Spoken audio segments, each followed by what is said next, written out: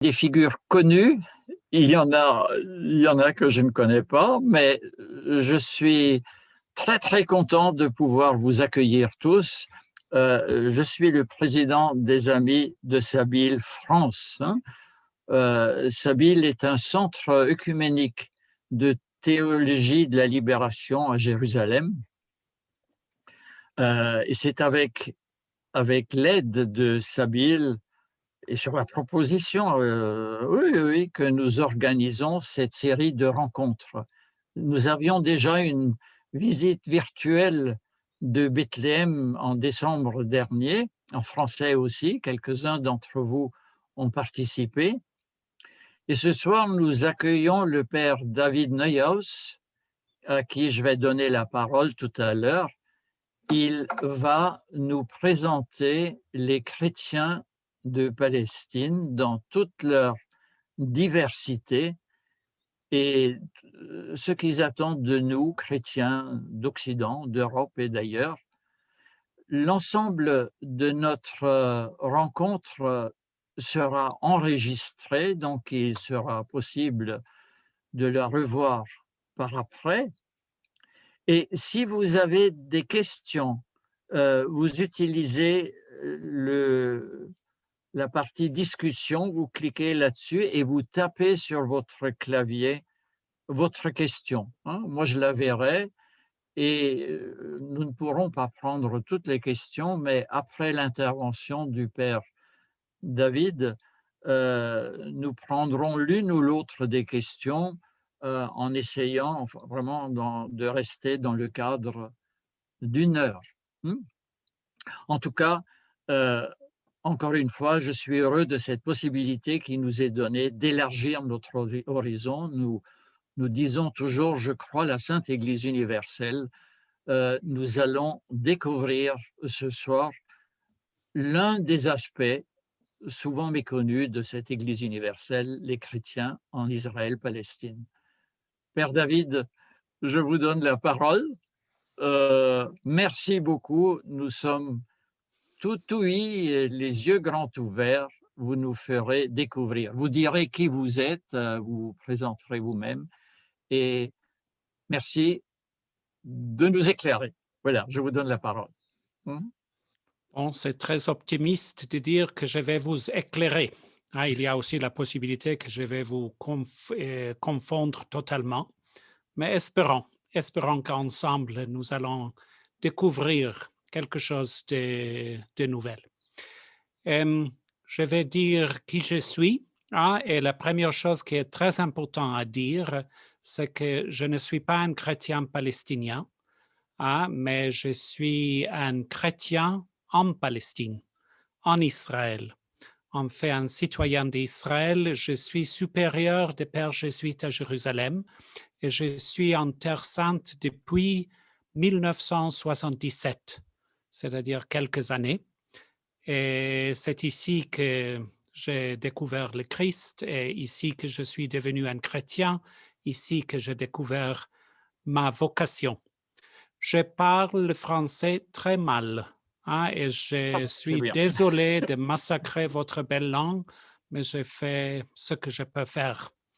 Ah, et nous allons regarder, je vais parler, mais j'ai préparé un PowerPoint. Je ne sais pas comment dire PowerPoint en français, mais je vais vous montrer de quoi ça s'agit-il.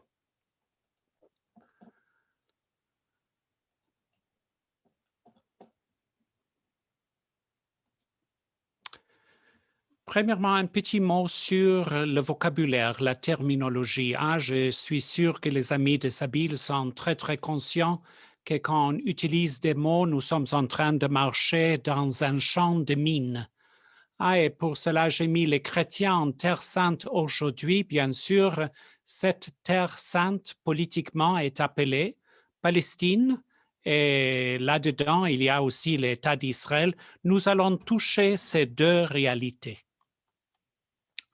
Terre Sainte, qu'est-ce que c'est? Je pense que quand les pèlerins de tout le monde viennent en Terre Sainte, ils cherchent les lieux saints. Mais je suis sûr que tous ceux qui sont présents aujourd'hui parmi nous sont bien conscients que ce n'est pas une rencontre suffisante seulement de fréquenter les pierres qui sont des pierres des édifices. Il y a aussi les pierres vivantes, c'est-à-dire les communautés chrétiennes, et c'est ces communautés chrétiennes aujourd'hui que nous allons découvrir. Je suis sûr que beaucoup d'entre vous, j'ai vu même des Palestiniens dans les assistances et même des Palestiniens très importants, des ambassadeurs et conseillers, nous connaissons cette communauté chrétienne, mais je veux proposer une vue de toute sa diversité.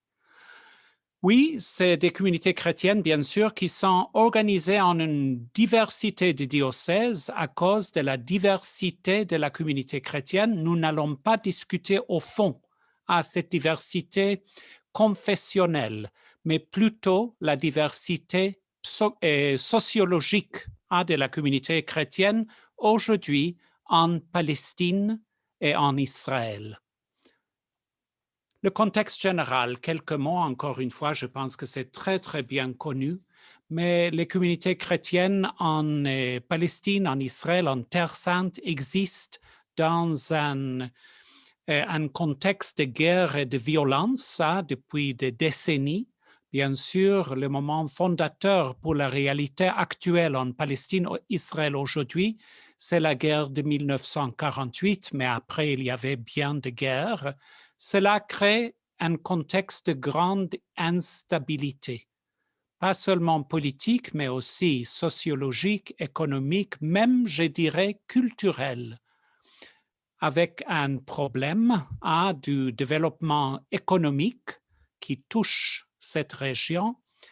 Bien sûr, nous avons un grand problème aussi avec des thèmes comme l'ethnocratie, c'est-à-dire où l'ethnos devient un pouvoir. Par exemple, j'ai dit, l'État d'Israël n'est pas l'État des Israéliens, comme l'État français et l'État des Français, mais plutôt l'État d'un ethnos juif. Et cela crée beaucoup de problèmes. Et bien sûr, de tous les côtés, nous avons aussi un problème, au moins depuis la fin des années 60 et encore plus au début des années 80, du fanatisme religieux. Et je dirais dans toutes les religions. Et cela inclut aussi les chrétiens. Nous avons des évangéliques et chrétiens sionistes qui ne sont pas moins fanatiques que certains musulmans et juifs. Et j'ajoute à tout cela, seulement pour dire une parole très simple sur le contexte général, nous avons tous un grand problème avec la migration. Quand les gens ne sont pas bienvenus chez eux, ils cherchent ailleurs. Et cela touche beaucoup une communauté qui est très minoritaire comme la communauté chrétienne. Je veux premièrement présenter un peu la Palestine avec ses chrétiens et je vais le faire d'une façon assez simple, premièrement avec les statistiques peut-être bien connues et aussi bien discutées. Le champ des statistiques est un champ très controversé au Proche-Orient partout. Et cela ne facilite pas une compréhension de combien sommes-nous. Pour cela, je mets ici Palestine, une population autour de 5 millions. Mais s'il vous plaît, lisez bien les notes que j'ai ici dans le coin. Il y a aujourd'hui autour de 13 millions de Palestiniens dans le monde et 5 millions qui vivent dans l'État de Palestine. Je dis l'État de Palestine parce que au moins l'Église catholique, je sais que je parle en assistance écuménique, mais l'Église catholique reconnaît un État palestinien, même si cet État n'est pas très visible dans la réalité politique, mais cela inclut les territoires qui ont été conquis par Israël en 1967. On parle de ça. Et là-dedans, il y a une population d'autour de 5 millions palestiniens. Divisé en deux parties, comme vous le savez bien, la Cisjordanie et le bande de Gaza.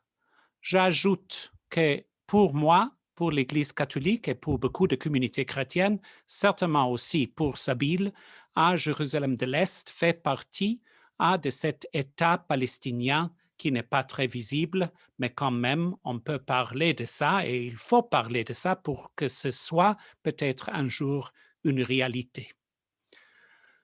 Par religion, et cela montre bien que les chrétiens sont un très petit groupe. Je n'aime pas trop le mot minorité parce que minorité donne le sens d'une isolation et je pense que les chrétiens, aussi bien en Palestine qu'en Israël, exigent l'égalité avec tous les citoyens.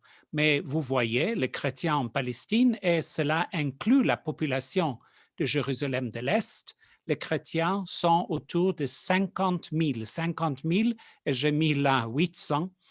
Vous allez voir pourquoi. Et les musulmans, grand groupe. Encore une fois, les chrétiens veulent un État qui donne l'égalité à toute la population. Les chrétiens en Palestine, comme je disais, ils sont autour de 50 000. Et maintenant, vous voyez pourquoi je dis 800. Nous ne savons pas exactement combien de chrétiens restent aujourd'hui à Gaza, mais certains disent que c'est autour de 800. Les numéros un peu mythiques il y a quelques années, c'était 2000, mais beaucoup de chrétiens ont quitté le banc de Gaza à cause des problèmes. Premièrement, les sièges, les clôtures de Gaza, qu'on ne peut pas sortir ni entrer. Et beaucoup de ces chrétiens sont allés s'installer en Cisjordanie. Encore une fois, j'ai dit, Cisjordanie, 50 000, cela inclut les résidents de Jérusalem de l'Est. Et j'ai lu une petite note dans le coin. Presque la moitié des chrétiens en Palestine sont grecs orthodoxes. Et l'autre moitié sont catholiques. Catholiques dans toutes les confessions catholiques, ça veut dire les confessions les plus grandes, les latins, romains catholiques, les grecs catholiques et les maronites. Et il y a des petites communautés aussi, des Arméniens orthodoxes et des autres orientaux, des protestants et des évangéliques. Cela donne un peu un portrait de qui sont ces chrétiens-là. Et je veux souligner certains défis communs à tous les chrétiens qui vivent en Palestine. Premièrement, le premier défi très grand, pas seulement bien sûr pour les chrétiens, mais pour toute la population de la Palestine, c'est l'occupation. Et j'espère, comme ami de Sabile, que vous savez très bien que je parle d'une occupation militaire qui contrôle la vie des Palestiniens en Palestine depuis 1967. Une occupation aujourd'hui avec une autonomie palestinienne, ce que moi j'appelle un État palestinien, mais c'est un peu en route. C'est un État qui n'a pas eu l'opportunité de se former comme un État et pour cela, les Israéliens continuent de contrôler la vie des Palestiniens en Palestine, problème majeur, occupation. Il y a un autre problème, cette occupation a provoqué des réactions parmi les Palestiniens et une de ces réactions, c'est une radicalisation religieuse. Et là, un grand problème aussi quand il y a des groupuscules musulmans qui ne reconnaissent pas la diversité de la société ou les refusent et cela crée certains problèmes aussi pour la vie des chrétiens en Palestine. Troisième problème, un problème aussi énorme pour tous les citoyens, c'est une situation d'anarchie dans certaines zones où cet État en route est toujours menacé par l'occupation. Les pouvoirs de la police pour contrôler pour préserver les citoyens de la criminalité ne fonctionnent pas toujours très bien et il y a un type d'anarchie. Je pense que beaucoup de chrétiens en Palestine aujourd'hui se sentent aussi une certaine marginalisation. Ils sont un peu poussés dans les marges. Je dirais que l'autorité palestinienne fait tout pour garder une présence des chrétiens dans la société Nous avons reçu avec joie la décision du président Abbas de donner 7 sièges dans le Parlement palestinien aux chrétiens palestiniens. Mais quand même, je pense que les chrétiens rêvent que la société soit une démocratie totale, qu'il n'y aura pas besoin de ces sièges préservés pour les chrétiens, mais les chrétiens se sentent dans les marges très souvent. Un désespoir qui attaque tous les Palestiniens à cause d'une situation d'occupation qui continue génération après génération, une communauté internationale qui très souvent ignore la question de Palestine, et cela crée un désespoir qui mène aux gens de rêver de quitter Palestine et parfois de quitter, comme je disais avant, la migration est un vrai défi. Cela est un défi de s'aimer l'espoir parmi nos enfants qu'ils restent, qu'ils ne rêvent pas toujours de vivre dans un ailleurs où la vie est plus facile. Et bien sûr, dernier point, défi pour les chrétiens, c'est de s'engager dans des relations interreligieuses. Bien sûr, nous sommes un très petit groupe, 50 000 en Palestine. Nos voisins sont des musulmans, il faut connaître l'islam, il faut trouver les moyens de vivre bien avec les musulmans et bien sûr identifier dans la population musulmane ceux qui partagent notre vision d'une société basée sur l'égalité, la légalité et une société où tout le monde vit bien ensemble. OK, cela pour les défis des chrétiens en Palestine. Encore une fois, c'est un survol très vite sur les communautés chrétiennes en Terre Sainte. Maintenant, je veux parler d'Israël. Ici, on voit, je veux expliquer l'image parce que c'est une image que j'aime beaucoup. C'est les écoliers des écoles chrétiennes arabophones en Israël pendant une manifestation pour l'égalité. Ils ont fait une grande grève pendant quelques mois, il y a quelques années. La population en Israël est un peu plus que 9 millions et je divise cette population en 3 groupes. 3 groupes, encore une fois, je rappelle le mot ethnocratie. L'État d'Israël n'est pas défini comme l'État des Israéliens, mais l'État des Juifs. Et comme vous voyez ici, les Juifs sont 74% de la population à 6 700 44. Les chiffres pour un étranger en français sont très difficiles. OK? Les citoyens arabes, palestiniens arabes qui sont citoyens d'Israël sont presque 2 millions. Vous vous souvenez, 5 millions Palestiniens qui vivent en Palestine et presque 2 millions qui vivent comme des citoyens israéliens. Je dois dire que cette statistique inclut les Palestiniens arabes qui vivent à Jérusalem de l'Est parce que dans la statistique israélienne, ils sont inclus avec ceux qui vivent en Israël.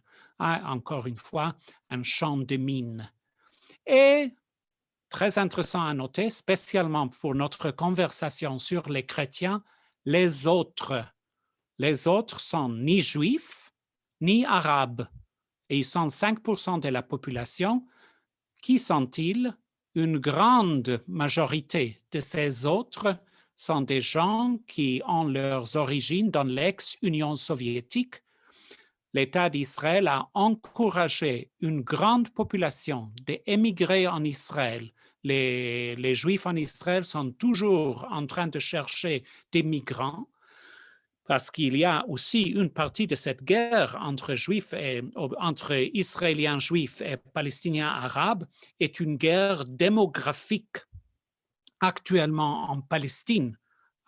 Ensemble, Palestine et Israël, dans toute la Terre sainte, c'est un peu un moitié-moitié la population entre juifs et arabes. Et pour cela, les juifs cherchent toujours des populations qui sont prêtes à venir en Israël et vivent comme des juifs. mais il y a ce nombre-là, presque un demi-million, qui ne sont pas vraiment juifs et certains, et c'est important, sont chrétiens. Maintenant, les chrétiens en Israël, excusez-moi, je ne pouvais pas changer le titre, c'est en anglais. Les chrétiens en Israël sont autour de 320 000 et, encore une fois, divisés en 3 groupes. Pas tout le monde est citoyen. Il y a les Palestiniens arabes qui sont citoyens d'Israël et chrétiens. Ils sont autour de 130 000. Et cela inclut, encore une fois, malheureusement, les 10 000 qui ne sont pas israéliens et qui vivent à Jérusalem de l'Est et en fait sont aussi comptés dans la population palestinienne. Après, il y a les autres. Et vous vous souvenez, il y avait autour de 444 000 autres, et ici j'ai mis autour de 40 000 sont véritablement chrétiens. Les autres, beaucoup n'ont pas la religion, ils sont venus d'un régime communiste, ils ont perdu pas seulement la foi et la pratique, mais même l'identité religieuse.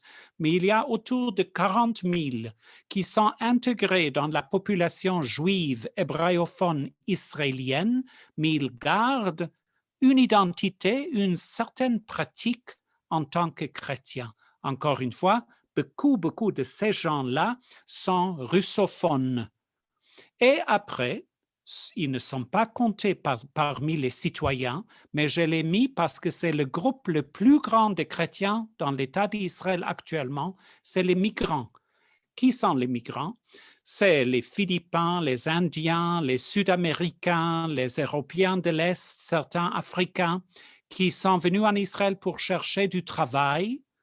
Et même si beaucoup d'eux n'ont pas le statut légal, ils ont fondé des familles en Israël. Et aussi, dans cette population, une population de réfugiés qui ne sont pas reconnus comme réfugiés, parce qu'ils sont des gens qui sont venus des pays comme Érythrée, Soudan. Ils sont ce qu'on appelle ici des chercheurs d'asile, demandeurs d'asile, sans la reconnaissance et les droits qui viennent avec l'état d'être réfugié. Encore une fois, j'ai lu la note, la majorité des chrétiens arabes sont catholiques.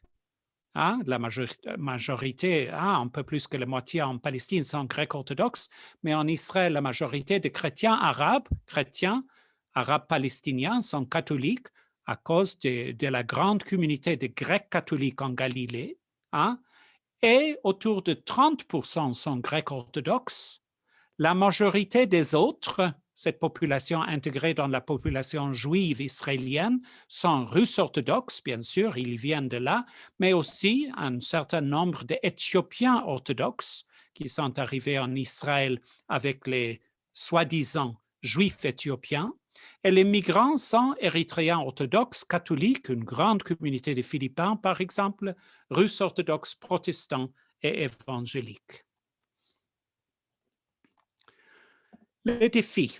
Je vais diviser les défis en 3 pour couvrir les 3 groupes. Les défis pour les Arabes chrétiens et les Arabes palestiniens chrétiens. Le défi le plus grand, je pense, pour tout le monde, c'est la discrimination. Ce n'est pas l'occupation parce que ce monde-là, ils ont la citoyenneté, ils peuvent voter pour le Parlement israélien, mais parce que l'État est défini comme juif, la discrimination est un grand problème dans tous les domaines, pas le domaine politique. Encore une fois, ils participent pleinement dans la vie politique de l'État.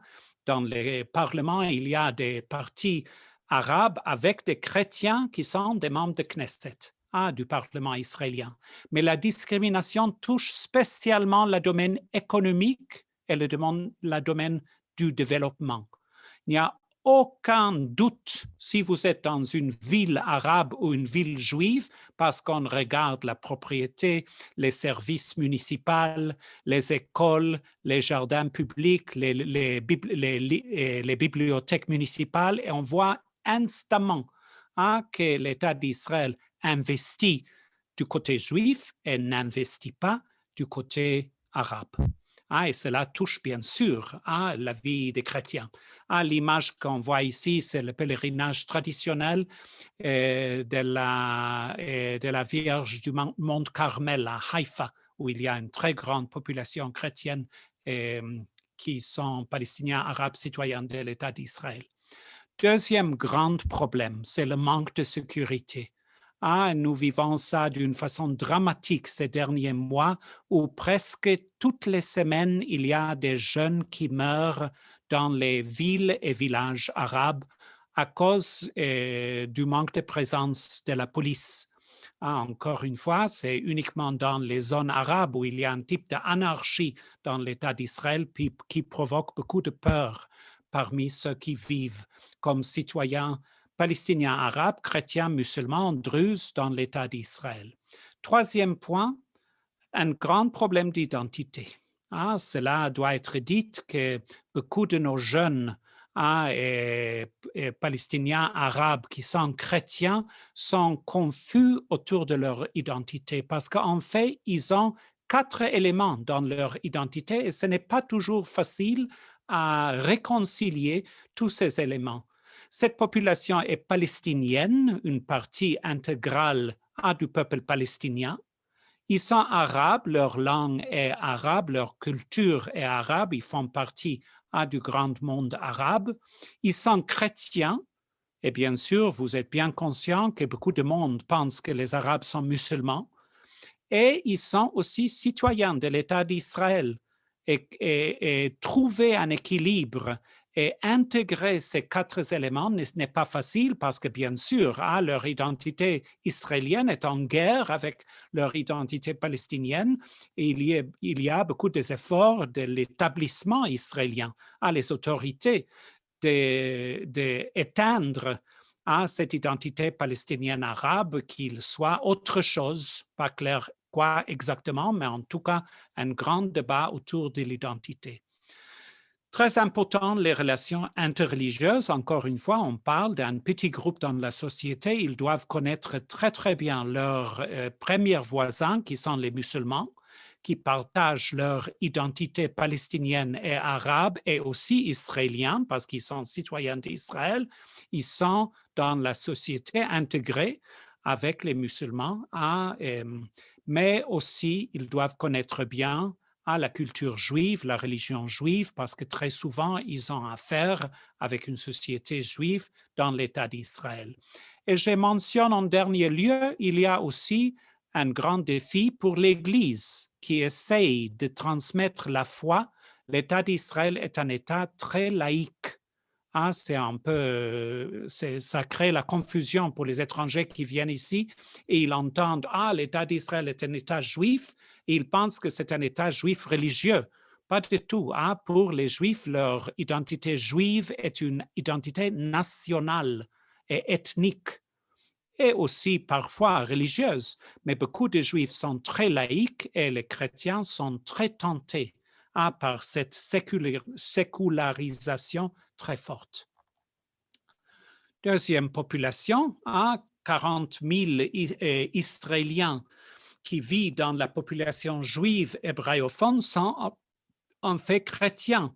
Et leur grand défi est l'assimilation, sécularisation, la perte totale de leur identité chrétienne. En fait, je dirais que les autorités israéliennes comptent là-dessus, que cette population qu'ils ont fait admettre dans la population juive perdent totalement son identité chrétienne.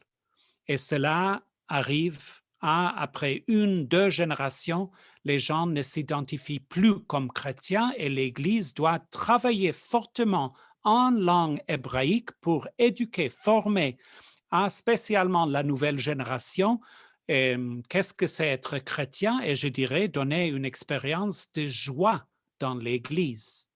Cette population est presque invisible. Je suis sûr qu'il y a certains parmi vous qui n'ont jamais su que dans la population juive hébraïophone israélienne, il y a des communautés chrétiennes qui luttent pour garder leur identité, même s'ils font partie de cette population juive israélienne Et pour cela, encore une fois, la question d'identité est une question complexe. Je suis israélien, je suis juif et je suis chrétien. Et encore une fois, cela touche à l'identité des enfants qui souvent ne disent rien à l'école qu'ils sont chrétiens. Ils cachent leur identité chrétienne et l'Église doit aider ce monde à préserver cette identité chrétienne. Les relations interreligieuses sont très importantes, spécialement connaître le monde juif, connaître la culture juive et connaître leur propre identité chrétienne et leur tradition chrétienne. Et dernier point, très important, nous travaillons là-dessus beaucoup, une éducation sur le christianisme, pas seulement pour les chrétiens, mais aussi pour les juifs qui sont tentés toujours de faire avec les chrétiens comme si les chrétiens ont été les grands ennemis des juifs à cause de l'histoire en Europe pendant le Moyen Âge et même dans les temps modernes avec le Shoah et tout ce qui s'est passé en Europe. Et dernièrement, les défis pour les migrants qui sont chrétiens, les migrants de travail, les demandeurs d'asile. Je pense que cela est vrai aussi en France. Mon cher ami qui est présent ici, Bernard Flichy, travaille beaucoup avec cette population aussi en France et nous avons beaucoup échangé. C'est, je pense, le même défi. La pauvreté, l'exclusion, la lutte pour survivre. Ce qui est très spécifique dans l'État d'Israël, c'est que cette population de chrétiens est la population la plus grande, même s'ils sont ici pas depuis longtemps et on ne sait pas quel avenir ils ont. C'est une population qui font avec nous l'Église. Ils sont au moins dans l'Église, citoyens égaux. Et leur fragilité de statut. Que les chercheurs d'asile et les demandeurs d'asile ne sont pas reconnus comme réfugiés, les migrants n'ont pas des droits, et cela crée une population qui vit dans la fragilité, dans la fragilité est très exposée, spécialement pendant cette période de COVID.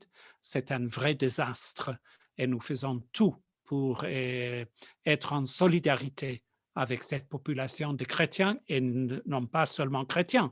Il y a bien sûr des musulmans, des hindous, des bouddhistes. Et finalement, quelles sont nos ressources, pour vivre, pour se développer, pour nous développer et pour faire face à ces grands défis? Et je commence bien sûr avec un privilège que nous avons qu'aucun autre chrétien dans le monde il a. Et cela est de vivre en Terre Sainte, de vivre en proximité des lieux qui touchent à l'histoire du salut. Très souvent, les chrétiens de Terre Sainte ne sont pas très conscients de cela. Et je pense que l'Église essaie de faire tout pour que les chrétiens soient conscients qu'en quelque sorte, nous avons la vocation de vivre dans ces lieux saints, dans cette terre sainte, et préserver la terre sainte pour le christianisme du monde. Deuxième chose, et c'est là aussi très fort, c'est notre héritage. L'Église pendant les générations, et spécialement à partir du 19e siècle, a créé, a fondé, a établi des institutions qui sont vraiment exemplaires. J'ai mis entre parenthèses les écoles, mais je parle des écoles, les hôpitaux, les maisons pour les anciens, les maisons pour les handicapés. C'est un vrai lieu de témoignage chrétien en Terre Sainte. Ces institutions sont très importantes, spécialement en Palestine, mais aussi en Israël. Et ces institutions sont des vrais lieux où proclamer les valeurs de la paix, de la justice, de la réconciliation. Je crois que nos institutions sont ouvertes à tous. Et en cela, là-dedans, dans ces institutions, il y a un exemple de ce que cette terre peut être.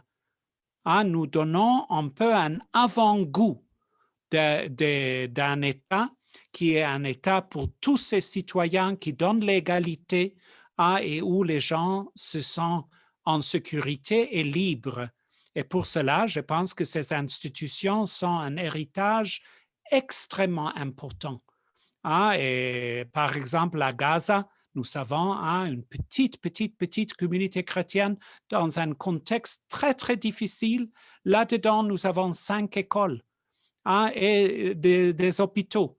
Et c'est un témoignage incroyable, reconnu par tous ceux qui vivent à Gaza comme des lieux, des oasis des valeurs, de paix, de justice, réconciliation, etc.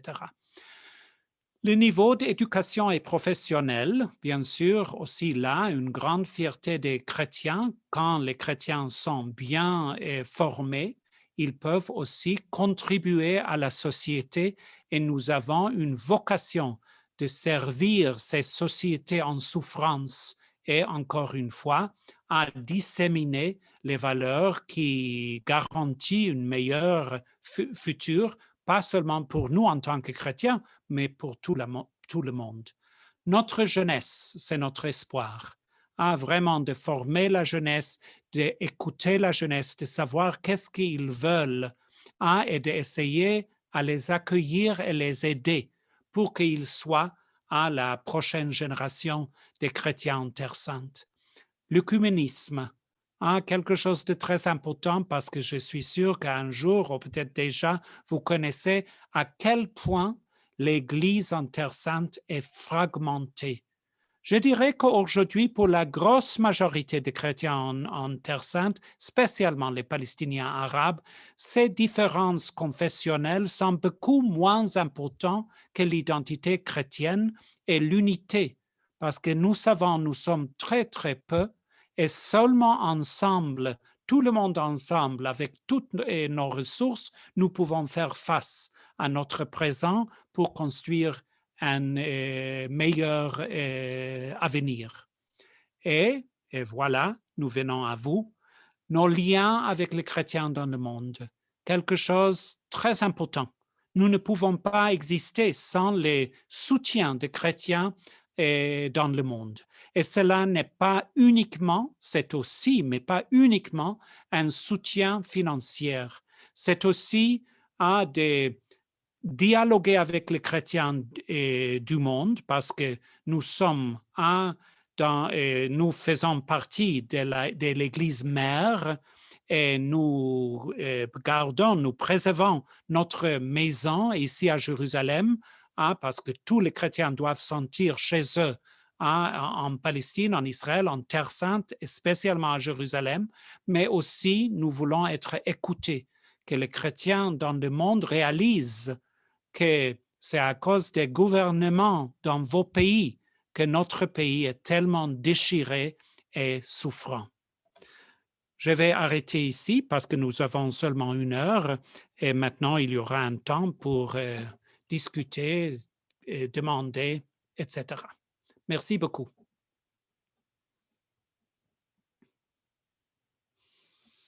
Monsieur Reichard, il faut que nous vous entendons Oui, et pour cela, voilà, je l'ai mis. Merci. Je voudrais vous féliciter. Votre français est excellent. Nous avons je pense que vous absolument. avez besoin de quelque chose pour aider à l'écoute, peut-être un petit appareil, parce que si mon français est excellent, ça veut dire que vous n'avez pas écouté. Mais non, je rigole. Je rigole. Non, non, non, il est vraiment très, très clair. Et votre présentation était très, très claire. Vous nous avez fait découvrir toute la diversité et la richesse qui va au-delà de ce que beaucoup de nos concitoyens et chrétiens aussi, frères dans la foi, frères et sœurs dans la foi, imaginent. C'est une richesse et une diversité qui est extraordinaire. Et c'est en même temps une situation où les questions et les défis sont extraordinaires aussi. Alors je vois surtout des merci pour toutes les explications, pour la présentation claire. Euh, comment La première question que je vois là, c'est comment peut-on être palestinien et israélien? Effectivement, c'est à côté de tout ce que nous entendons régulièrement dans les médias, être à la fois palestinien et israélien, c'est quelque chose qui n'est pas évident pour beaucoup. Alors, s'il Non. vous plaît, OK, je dites-nous. parle d'une population qui était toujours là, hein, c'est-à-dire la Palestine, et on identifie la Palestine. La Palestine existait longtemps avant qu'il y aura, en 1948, l'État d'Israël. Ah, nous sommes d'accord là, jusque-là, c'est clair.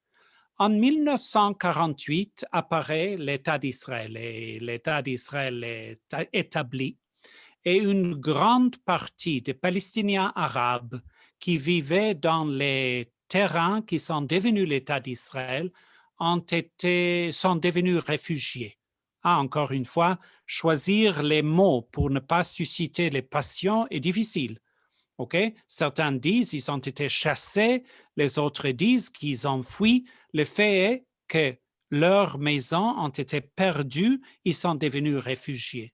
Mais il faut se souvenir qu'il y a une population qui est restée sur place, qui a insisté ne pas quitter. Cela à Haïfa, à Jaffa, à Nazareth, dans les villages partout, il y a plus que 400 villages qui ont été détruits, mais il y a des villages qui sont restés. Et en 48, 49, 50, quand l'État d'Israël a commencé à se mettre en place, ces gens sont devenus quoi? Des citoyens israéliens. Maintenant, vous voyez, hein, ce n'est pas une idéologie de dire que quelqu'un est palestinien et israélien. Bien sûr, hein, la personne en soi peut-être aura une préférence pour une identité ou l'autre, mais en fait, cette personne fait partie de ce peuple qui, son numéro aujourd'hui est autour de 13 millions de personnes, hein, une grande majorité qui vivent en dehors de l'État de Palestine, Cisjordanie et Gaza. 2 millions de ces Palestiniens vivent en Israël et ils sont citoyens.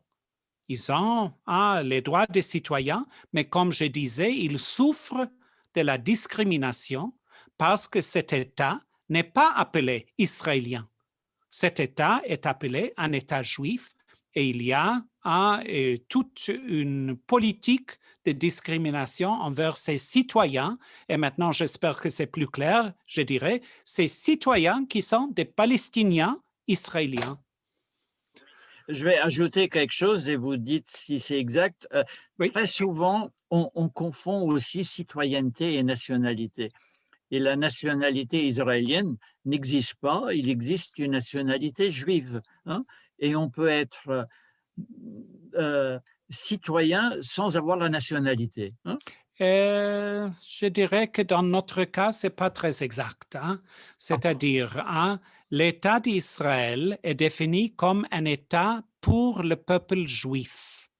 Ça donne des droits à n'importe quel juif dans tout le monde d'arriver en Israël et devenir un citoyen immédiatement.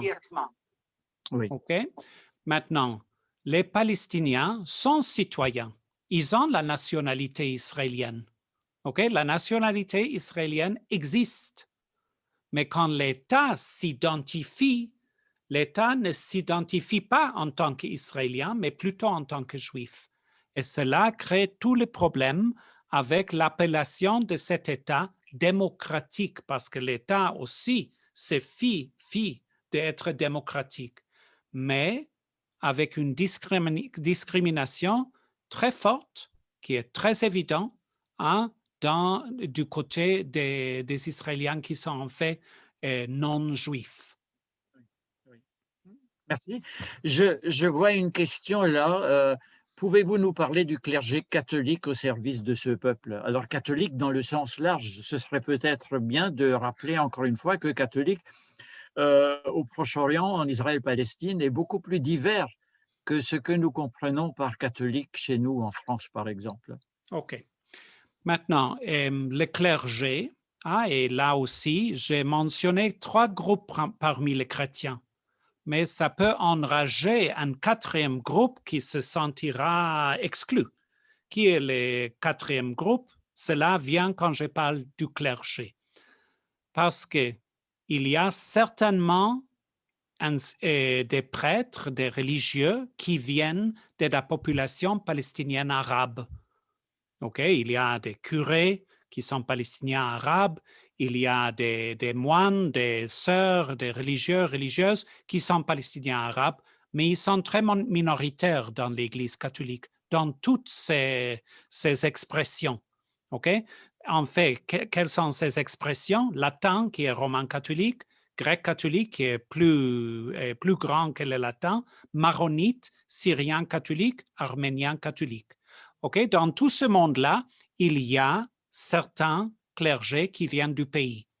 J'ajouterai pour des raisons que vous allez comprendre, il y a même une clergé, certains membres de la clergé, qui viennent de la population hébraïophone israélienne. Pourquoi je mentionne ça? Parce que, salut, c'est moi, je suis un de ces gens-là. Mon milieu d'origine est la société israélienne juive. Mais une grande majorité de la clergé, et cela inclut les évêques, certains évêques, beaucoup d'évêques, ne viennent pas de la terre, ils sont des expatriotes. Et parfois des expatriotes qui ont fait un choix radical de venir et passer leur vie ici.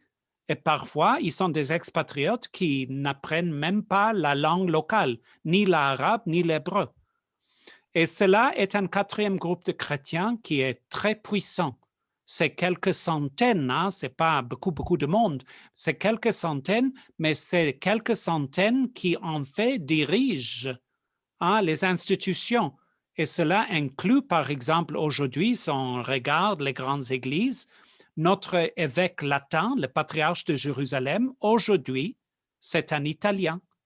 Le patriarche grec-orthodoxe, c'est un Grec.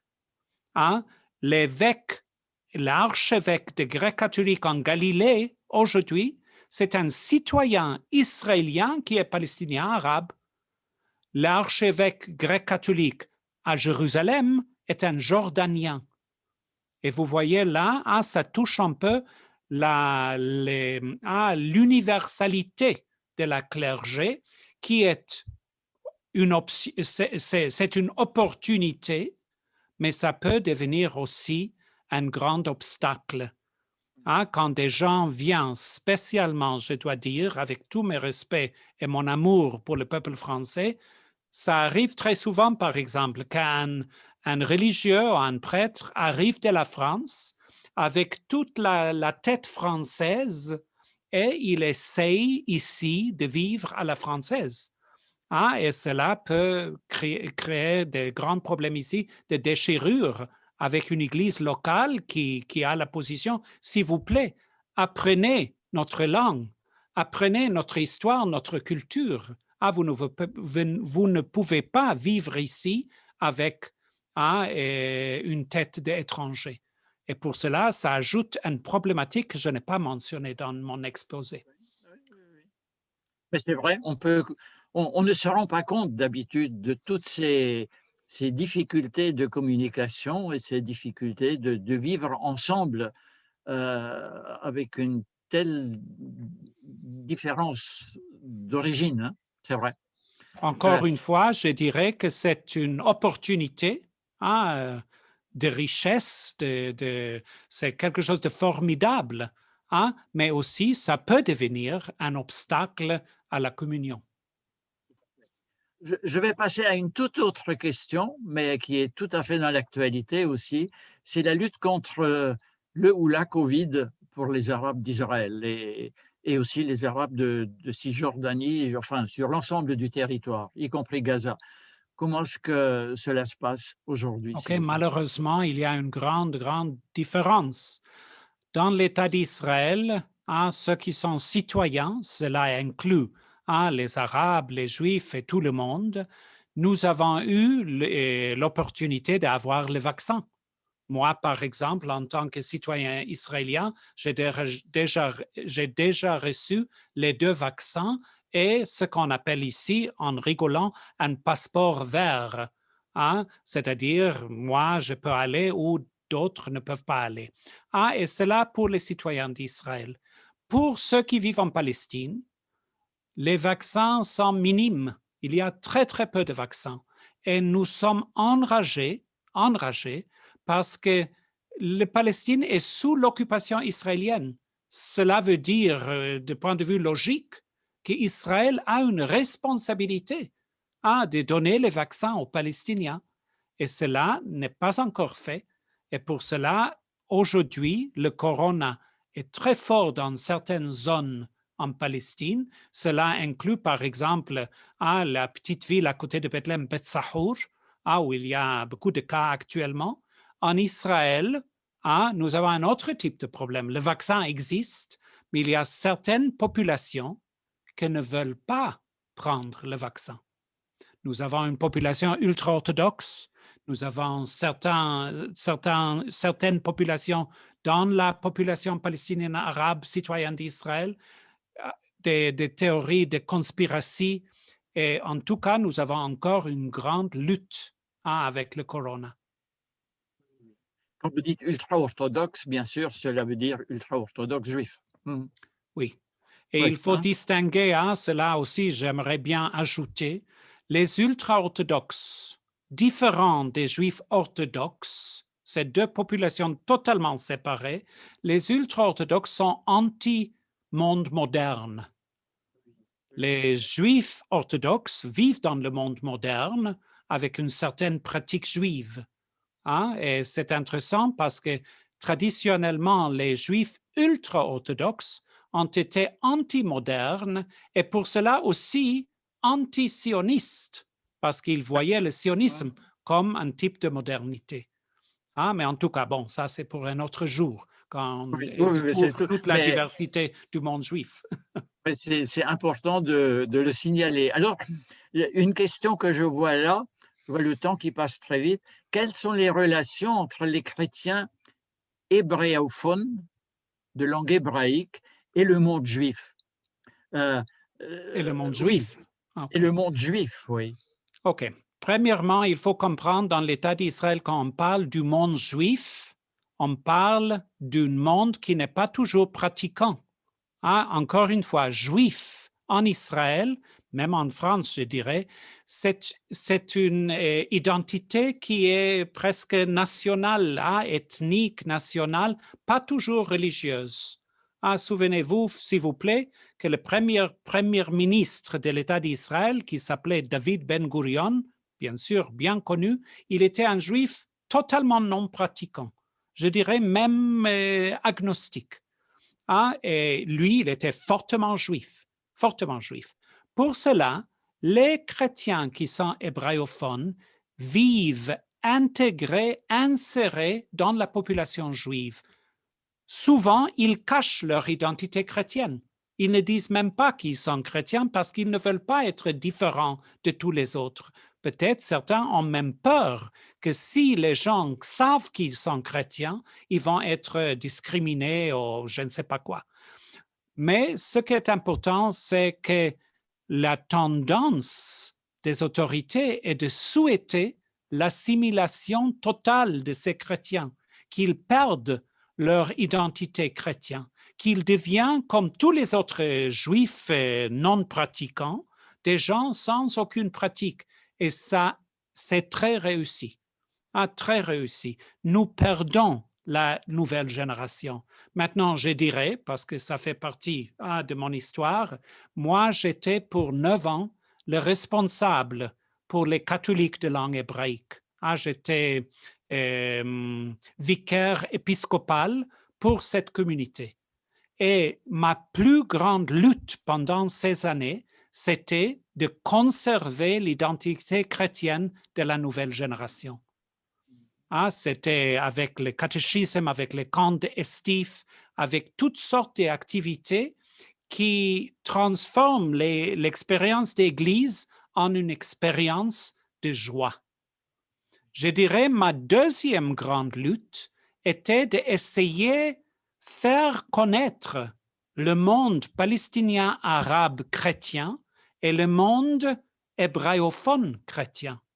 Parce que moi, depuis que je suis prêtre, j'étais professeur au séminaire de Béjala, à l'université de Bethléem. C'est-à-dire, moi, c'est vrai, je suis un juif d'origine juive, ma famille est juive, mais je suis arabophone.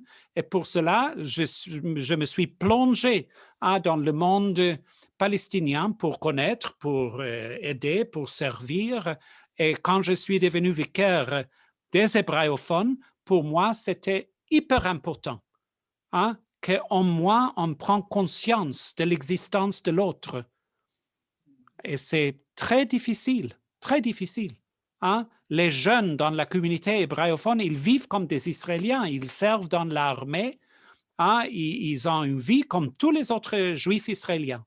Et bien sûr, là, les chrétiens qui sont palestiniens arabes, ils partagent pleinement la vie du peuple palestinien. Et cela est un défi de les faire rencontrer et se connaître. Est-ce que ce n'est pas un défi aussi très grand de connaître la Bible? Parce que on cite, on se sert parfois de passages bibliques, euh, oui, OK. Je pris vais hors dire un contexte. mot. Si je dis un mot important ce soir, c'est le mot que je vais dire maintenant. Allez-y. Je pense que chacun a l'obligation d'avoir chez lui la lettre pastorale de notre grand patriarche Michel Sabah, qui a écrit une lettre longue, détaillée, très, très sage et sensible sur la lecture de la Bible dans la terre de la Bible aujourd'hui.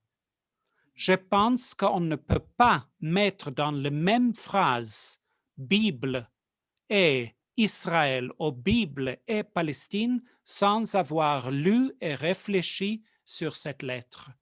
Parce que bien sûr, la Bible, pendant tous les siècles, a été manipulée et exploitée pour justifier les idéologies. Entre autres, je dirais, l'idéologie de l'antisémitisme. On a justifié l'antisémitisme en disant, mais c'est les Juifs qui ont crucifié Jésus, ils doivent souffrir pour cela. Grâce à Dieu, nous avons mis fin à cette époque. Mais aujourd'hui, et depuis des décennies, la Bible est utilisée pour délégitimiser le peuple palestinien en disant Dieu a donné la terre aux Juifs. Et qu'est-ce que c'est? Comment on peut mettre Dieu dans une phrase qui légitimise l'oppression, et le Nakba, la catastrophe des Palestiniens? Et c'est un sujet très sensible. Je veux ajouter, il y a un autre sujet très sensible, et cela est l'islam, le mot islam. L'idéologie islamophobie est aussi utilisée à côté de la Bible pour délégitimiser le peuple palestinien et délégitimiser le monde arabe. En quelque sorte, l'islamophobie est une autre face de l'antisémitisme. C'est un racisme qui justifie tous nos préjugés. Et pour cela, je dis, c'est une tâche très délicate sur lesquels nous travaillons tout le temps ici en Terre Sainte. Comment comprendre la Bible? Oui. Comment dialoguer avec les musulmans? Et j'ajoute tout de suite, comment dialoguer avec le peuple juif? Nous ne voulons pas être en solidarité avec les Palestiniens en détestant les Juifs. Oui, oui, oui. Nous voulons aimer tout le monde, c'est notre vocation. Mais nous voulons dire aussi une parole de vérité en face du mensonge qui cache la perte de la patrie palestinienne. C'est un véritable défi. Je vais vous poser une dernière question là qui nous vient et puis après il faudra terminer. Mais je voudrais dire tout de suite que notre prochaine rencontre sera justement le film et la personnalité de Michel, de sa béatitude, Michel Sabat. Donc nous pourrons revenir là-dessus. Mais cette question, c'est quel est le rôle des évangéliques? Est-ce que les évangéliques joue un rôle important, dites-nous. Et ce OK. sera la Avant dernière que je question. réponde à cette question qui est aussi délicate, je veux Oui, dire, il n'y a pas les évangéliques, pas plus qu'il y a les catholiques ou les juifs. La c'est population vrai. évangélique est très, très diversifiée. Et aussi Oui. sur la question de Palestine. Mais il y a une tendance évangélique qui est de prendre la Bible comme si la Bible remplace le monde, si la Bible dit tout. Ah, et si la Bible parle exactement comme le journal d'aujourd'hui de notre monde d'aujourd'hui. Mm. Ce fondamentalisme dans la lecture biblique a été toujours dévastatrice et reste dévastatrice aujourd'hui. L'incapacité d'interpréter avec sophistication pour comprendre où est la parole de Dieu dans la Bible. Pas que la Bible est la parole de Dieu tout court, Mm. mais la parole de Dieu est dans la Bible. Mais Mm. cette parole est une parole d'un Dieu qui est juste, qui veut la paix, qui aime tous ses enfants, pas les Juifs plus que les Palestiniens, pas les Palestiniens plus que les Juifs. Et c'est à nous de lutter avec le texte pour faire sortir. Ça, c'est le premier point qui est une tendance évangélique. Pas tous les évangéliques tombent dans Mm. ce piège. Mm. L'autre grand piège, c'est la haine des musulmans. C'est comme si les chrétiens ont besoin de détester quelqu'un. Et pendant des centaines d'années, ils avaient leurs juifs, ils détestaient les juifs ont crucifié Jésus.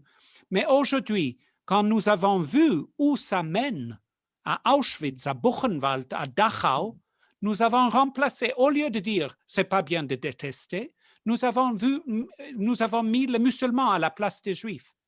Et là aussi, c'est une tendance de certains d'avoir besoin d'un pouvoir satanique. Hein? Mm. Et c'est Mm. très dangereux, très, très dangereux.